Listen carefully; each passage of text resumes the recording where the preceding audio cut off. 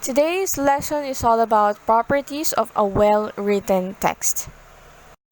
At the end of our lesson, you can be able to do the following things such as examine and judge the composition's qualifications to be considered as a well-written text. Second, explain how unity, organization, coherence, and cohesion, language use, and mechanics contribute to create a well-written text. Third is you can be able to revise sentences or paragraphs to make it a well-written text. The first property of a well-written text is none other than organization.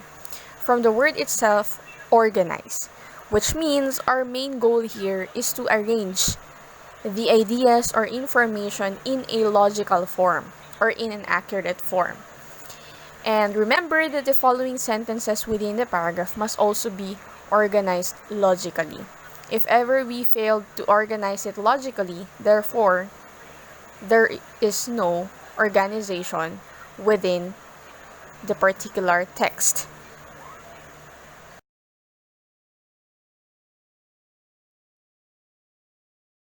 Now take a look at this example. I have here a text, and let's examine if this text shows organization. We have, for example, the word Ariana is a noun. Noun is the name of a person, place, thing, or idea, and there are 8 parts of speech. Obviously, the first text doesn't show organization. So instead of the first text, we can say that the correct or the proper one is there are 8 parts of speech. Noun is the name of a person, place, thing, or idea. For example, the word Ariana is a noun.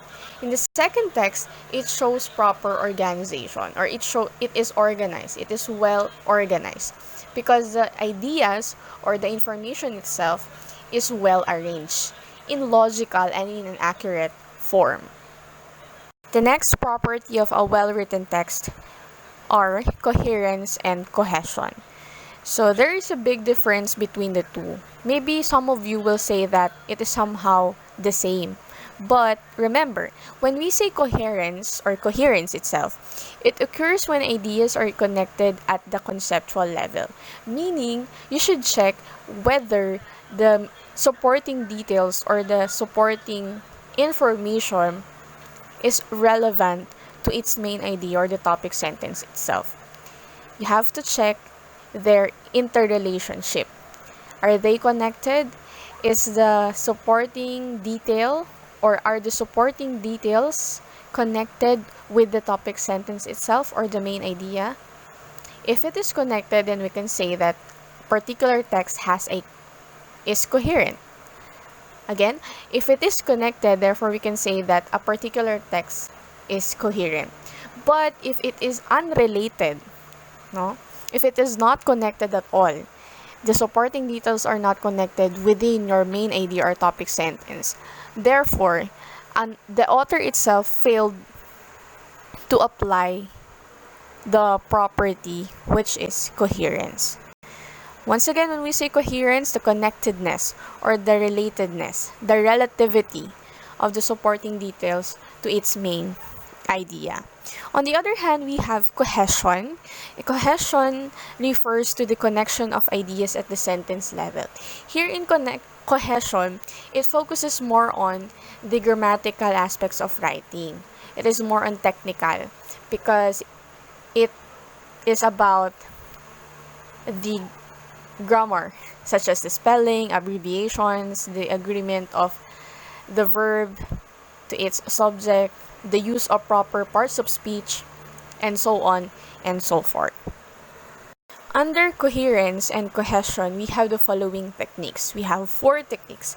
Number 1, it is very important, it is very essential for you to arrange the details in chronological order, just like what you have learned in organization. You have to arrange them in logical form, in order. Second one is the use of signal devices or transition words, or those signal words that we discussed last week, I guess. So that's it. You can use those signal devices or transition words if ever that you're going to shift one information to another. or one idea to another. Number 3, the use of synonyms. When we say synonyms, it refers to the words having the same meaning. So let's have an example. The word cleanliness or the word clean is synonymous to the word neat. It is also synonymous to the word clear. Diba? Or we can say that the word pretty is synonymous to the word charming. It is also synonymous to the word gorgeous, beautiful, and so on and so forth. So that is what synonyms means. Last but not the least, we have the use of proper pronouns. Of course, we use pronouns in order for us to avoid redundancy. When we say redundancy, it is an act of repeating a certain word. The repetition of the word is an error itself within the grammar rule. Because if there is a certain word reiterate within your composition, that means redundant siya. And you have to avoid that. One thing or one way to avoid redundancy is for you to use proper pronouns.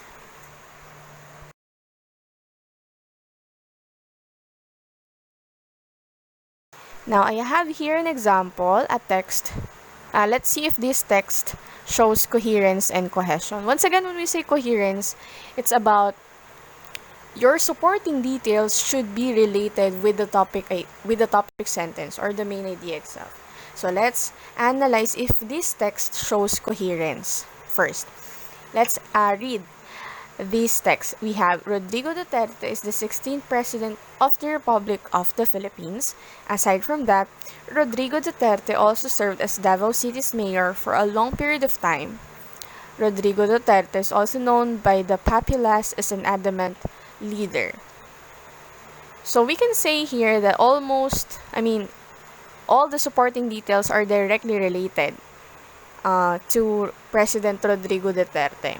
So meaning, the information given within the text is relevant, which is good. Therefore, we can say that this text definitely shows coherence, or this text is coherent. However, let's see if this text shows cohesion. Once again, when we say cohesion, it focuses more on the grammatical aspects of writing. Let's see if there is an error within its grammar construction or construction of grammar. So as you can see, there is a repetition of the word Rodrigo Duterte. It's a noun. It's one of the parts of speech we have is a noun. So in order for us to avoid redundancy, in order for us not to commit that mistake or error, we have to take place the noun using pronoun. So since Rodrigo Duterte is a man or as a boy, so we can use the pronouns he or his. But in this text, the most suitable pronoun is of course he. He also served as Davao City's mayor for a long period of time, and he is also known by the populace as an adamant leader. So as you can see, the second text below, the incorrect text, is more appropriate, no? It is the most suitable text showing proper or showing cohesion. So that's it.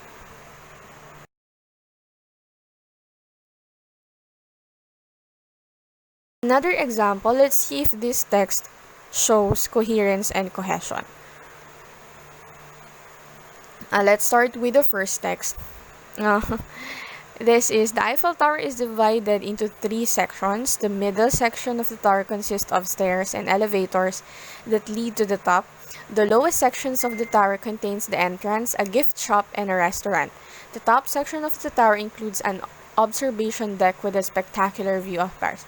As you can see, all the supporting details are directly relevant within our topic sentence, which is the Eiffel Tower is divided into 3 sections.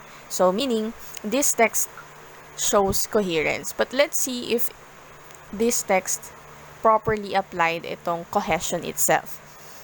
So here, ang naging error is the author or the writer itself failed to apply properly number one technique under cohesion and coherence, the arrangement of ideas or information. So here, you have to arrange the details in order. We have the transitional devices or transition words such as middle, top, and what you call that? Lowest, middle, top. So here you have to arrange it in logical order. Instead of middle, lowest, and top, you should arrange it in order. Lowest, middle, and then top. So that's it. Make it organized. Make it in logical order. The fourth property of a well-written text is unity. So from the word itself, unity, there is a oneness of idea. It is achieved only when a composition contains one focused idea. Unity, that means there is a specific, we follow a certain, only one idea. A unified text and all the supporting ideas are relevant to the main thought. Without unity, the text will be confusing, and that is a fact. We cannot be able to write a certain composition without unity.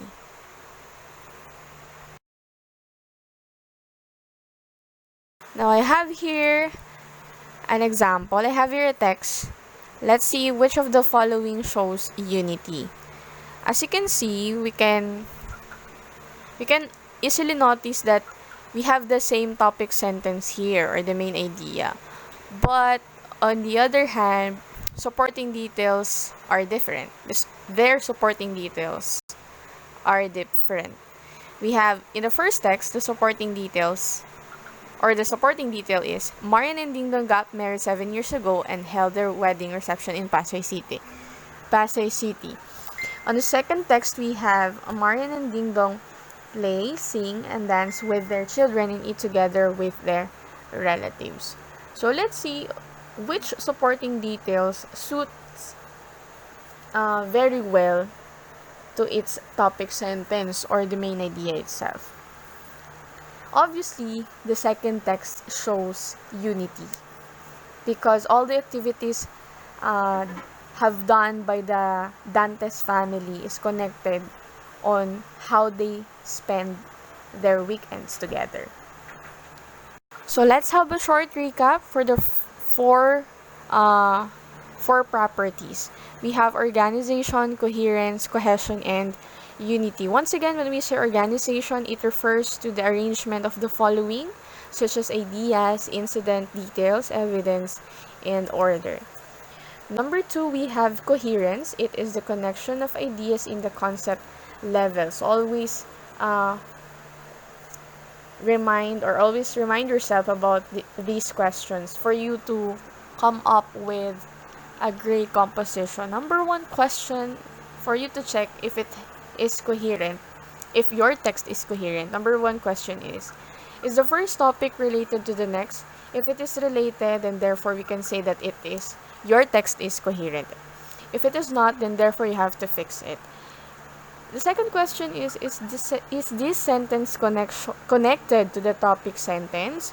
Of course, if it is connected, just like what we did a while ago during our activity, synchronous activity, wherein you examine a text, and then if ever there's a mistake or error, we have to make it correct. So if it is connected, then we can say that it is coherent. If it is not, then we should make it correct or make it proper by eliminating the errors or revising the sentence.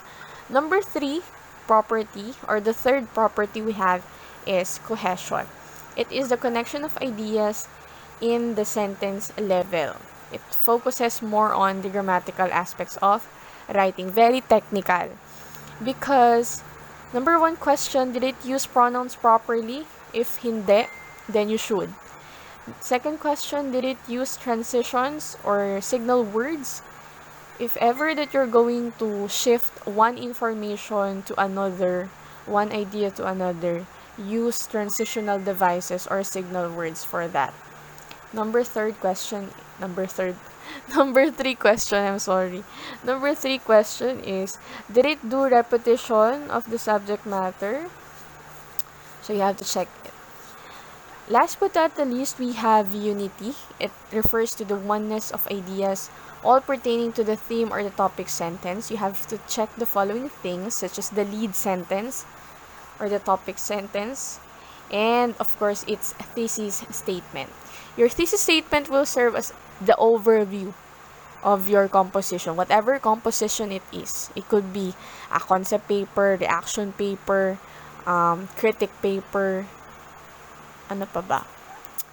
Research paper, thesis, dissertation, book review, and so on and so forth. Another one is the use of language. The way language is used is one of the clearest indicators of a well-written text, whatever language it is.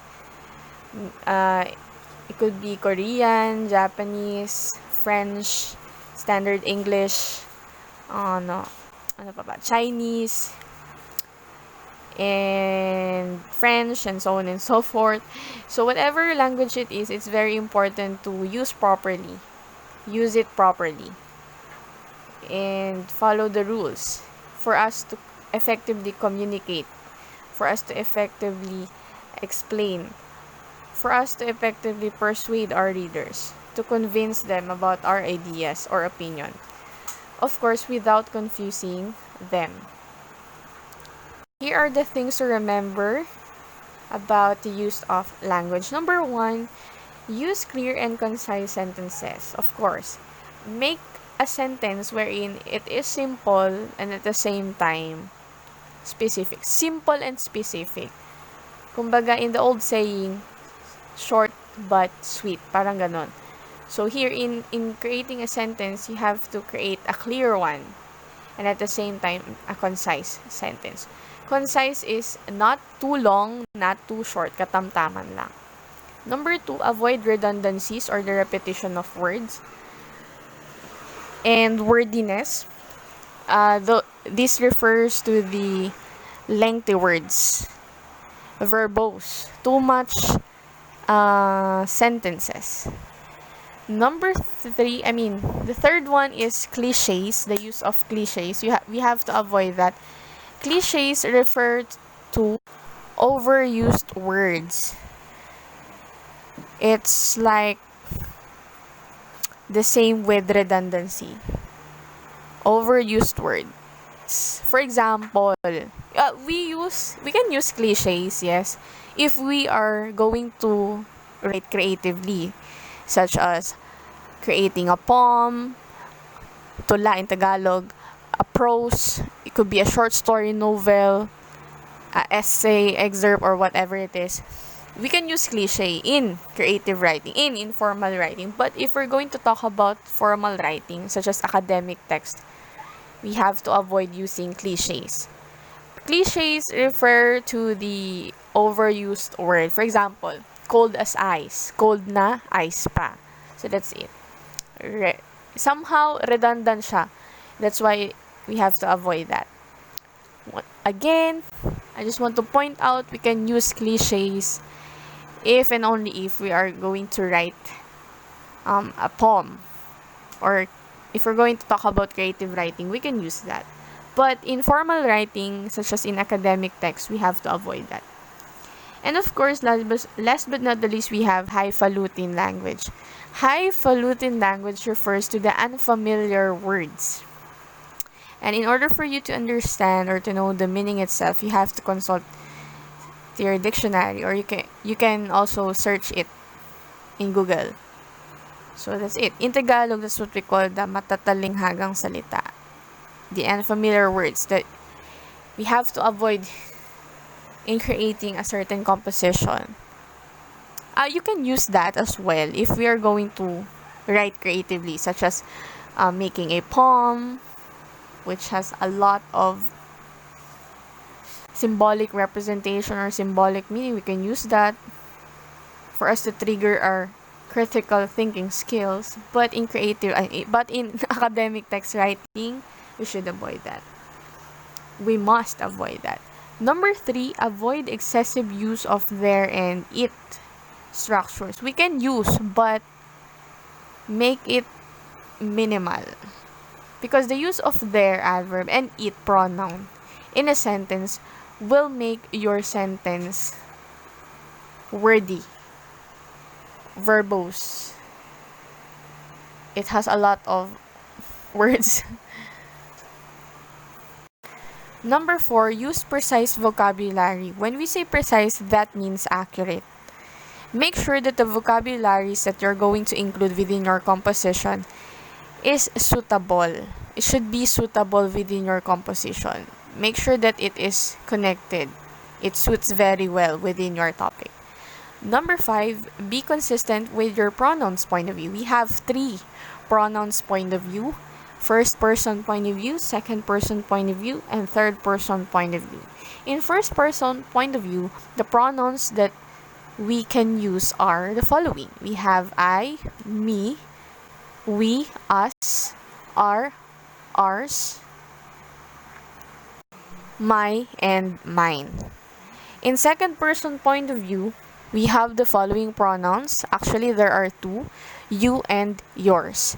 In third person point of view, we have the following pronouns: he, she, it, they, them, and their, and etc.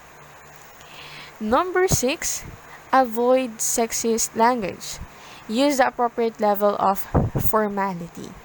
When we say sexist language, it is a language that excludes either women or men in discussing a topic, wherein we can include them both. For example,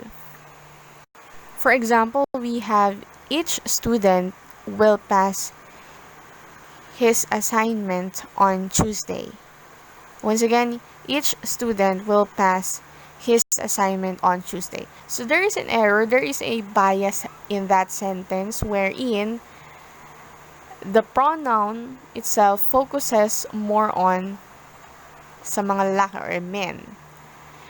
But in order for us to avoid sexist language, we have to use gender neutral language. So instead of using his only, we can say that each student will pass his or her assignment on Tuesday. Or we can say that each student will pass their assignment on Tuesday. So by using appropriate pronoun there, without having bias, we can avoid sexist language. Another example is for policeman. So instead of saying policeman, why don't you use police officer instead? Because not all police are men. There are police women. So instead of always saying policeman, say or use the word police officer. Mailman, post worker. Instead of mailman, use post worker. Instead of seaman, use seafarer. So in that case, we can avoid sexist language. It is, when we say sexist language, it is also known as discriminatory language because there's a discrimination.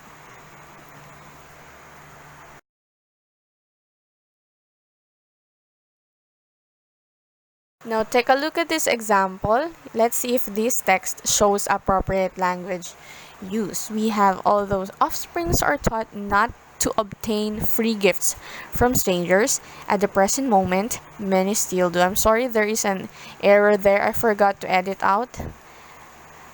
Although offsprings are taught not to obtain free gifts from strangers, at the present moment, many still do. So here, as you can see, the word offsprings or the word offspring itself, we can say that it is unfamiliar for some students or people. Now, in order for us to address that concern or problem, we have to look for its synonymous word. So the word offspring is synonymous to the word children. And the correct text showing appropriate language use is, although children are told not to take gifts from strangers, many still do. Lastly, we have the mechanics. When we say mechanics, it is also known as the technical aspect of writing. And since it is technical aspect of writing, we should never overlook when writing. That's the reason why you can do or you can apply proofreading. Before you submit your academic paper or your writing text itself, you have to proofread it for you to determine if there's an error within the technicality of the grammar itself. It is characterized as a set of conventions on how to, number one, spell or spelling itself, abbreviate or yung abbreviation, punctuation, proper punctuation. So we have period, comma, question mark, colon, semicolon, exclamation point, and etc. And of course, proper capitalization of a composition. So here, diba, whenever we capitalize a word, we capitalize word if it has an exact name, if it is in proper noun, if it is a proper noun. For example, the word Manila. So, it is a place, yes, na merong exact name. So, make it capital, the letter M in the word Manila. So, if it is a proper noun, therefore, you can capitalize it. And of course, in every sentence, the first letter in every sentence should be capitalized. That's it. Here are the things to remember in assessing the technicality of your writing, also known as mechanics. Number one, always use standard English, of course, the English itself. Number two, avoid contractions. For example, we have shouldn't. So you have to take them. You have to place them apart. So instead of putting shouldn't, use should not. Okay, aren't, are not. So you have to avoid contractions. The way wherein you combine two words into one by the use of apostrophe. So it is not advisable to use contraction when we are talking about academic text or formal writing itself. Number three, avoid exclamation marks, of course. Since it is a formal writing, if you include exclamation mark, we can say that it is your personal, what do you call that? Personal impressions on the topic. It will look like a diary. And a diary is not an example of a formal way of writing, because that's very personal. That's too personal too. You have the freedom on how you're going to write it. So avoid exclamation marks since it refers to your, it's subjective siya eh. Make it formal. So instead of putting exclamation marks, you can use other punctuations such as comma if you want to add something, or if you want to add something, period if you want to end the sentence itself, or if it refers to a statement, then use period. A question mark if you're trying to ask queries. And number four, mention the full name of an institution or organization with the abbreviation in parentheses. Maybe this number four refers to the proper citation itself. For example, you will use the idea of a certain institution. For example, the APA or American Psychological Association. So in the first citation, you have to mention its full name or their full name. But in the second time around, if we're going to use their idea as well, so instead of putting full name, just put only the abbreviation since you cited them already sa first part ng iyong paper. Once again, if you're going to cite or if you're going to mention an organization, at first, place or indicate their full name. with abbreviation. But in the second time around, if you're going to use their idea, you can just abbreviate the name of the organization. Number 5, numbers from 0 to 10 should be spelled out, while numbers higher than 10 should be written in figures. Maybe, ngayon nyo lang nadinig yan. This will be your first time hearing that rule. But yes, that rule exists. We have numbers from 0 to 10 should be spelled out, while numbers higher than 10 should be written in figures. Number 6, generally, citations are used in academic and formal text. That's a fact. However, they are sparingly used in business text. Hindi ganun kadalas. But if we're going to talk about research paper, thesis, dissertation, concept paper, position paper, those are the academic text or academic writing that requires a lot or somehow manageable citation, because it will help your academic paper or composition to become well equipped if it has if it has a manageable information or details which will support your topic itself.